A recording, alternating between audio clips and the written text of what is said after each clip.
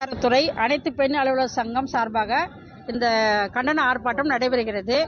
பழனி சுகாதார வட்டத்திற்கு உட்பட்ட வாகரை ஆரம்ப சுகாதார நிலையத்தில் பணிபுரியும் வைஜெயந்தி மாலா என்கிற கிராம சுகாதார செவிலியரையும் ஹேமலதா என்கின்ற சமுதாய சுகாதார செவிலியரையும் அந்த ஊர் பொதுமக்களான ஒரு பெற்றோர் தாய் தந்தை 2 பேருமே தடுப்பூசி பணியின் போது களப்பணியின் போது தகாத வார்த்தைகளை பேசி அவங்கள அடித்து துன்புறுத்தி உள்ளாங்க. கத்தி எடுத்துக்கொண்டு கொலை முயற்சியும் பண்ணியிருக்காங்க.